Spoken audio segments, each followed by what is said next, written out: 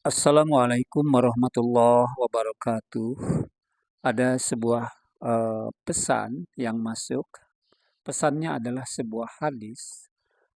Isi daripada hadisnya itu, barang siapa yang menggauli binatang, maka tidak ada hukuman atasnya. Takbir katanya. Di akhirnya adalah takbir.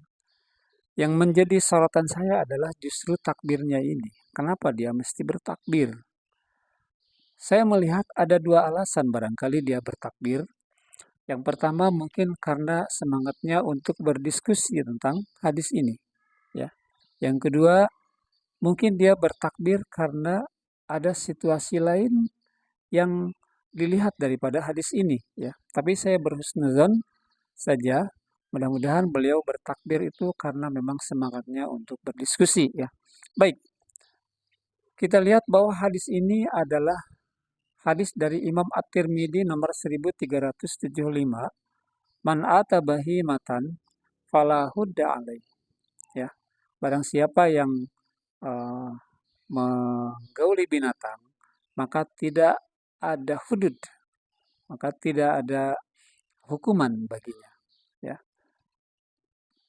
hadis ini adalah hadis sahih, ya, dan hadis ini hanya satu jalur, hanya satu jalur dari Ibnu Abbas yang kemudian eh, diketengahkan oleh Imam At-Tirmidzi. Saya melihatnya tidak ada hadis lain, ya, tidak ada maksudnya tidak ada jalur lain daripada hadis ini, ya. Jikalau mengartikan melihat hadis ini, maka sudah barang tentu orang akan berkonotasinya lain, ya. Oleh karenanya maka kita harus melihat dulu kepada uh, sebaiknya dilihat kepada asbabul wurudnya. Tapi mari kita lihat kepada hadis sebelumnya di dalam Imam At-Tirmidzi nomor 1374 itu dikatakan masih dari Ibnu Abbas, ya. Qala Rasulullah sallallahu alaihi wasallam, man wajadtumuhu waqa'a bahimatan faqtuluhu waqtulul bahimah. Barang siapa yang menggauli binatang, maka bunuhlah dan bunuh pula binatangnya. Ini satu situasi karena Rasulullah saking bencinya terhadap perbuatan keji ini, sehingga untuk pelakunya maka bunuhlah untuk pelakunya, bahkan untuk binatangnya pun bunuhlah, ya, dan janganlah dimakan dagingnya. Hadis ini memang ada tiga jalur, ya.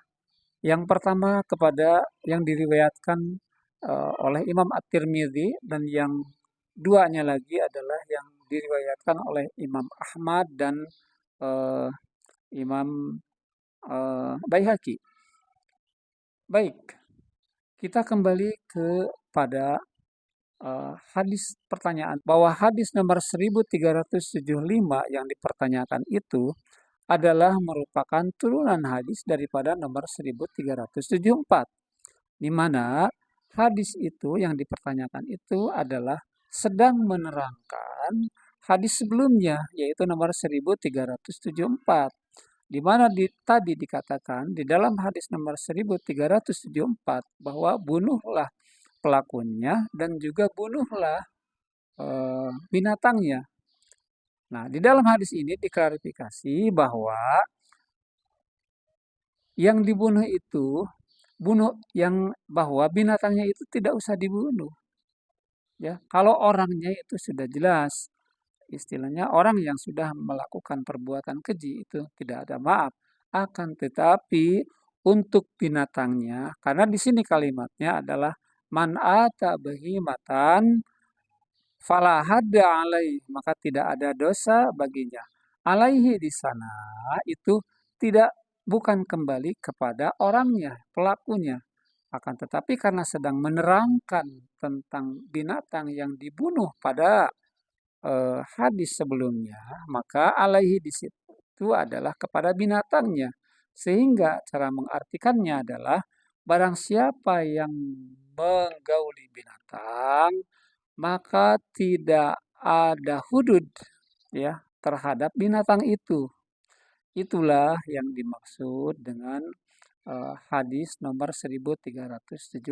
Yang mau saya katakan adalah kepada sang penanya bahwa ketika kita mendapati sebuah dalil, ya, entah itu Al-Quran ataupun Al-Hadis, ketika dalilnya itu Al-Quran, maka lihatlah kepada asbabun nuzul dan juga ayat-ayat yang terkait di dalamnya.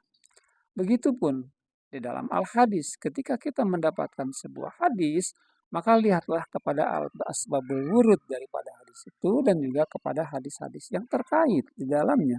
Jikalau tidak, maka kita akan mendapati hasil yang berbeda. Bahkan kita akan justru bertolak belakang dengan apa yang dimaksud oleh hadis itu. Bahwa hadis yang dimaksud tadi adalah tidak berdiri sendiri.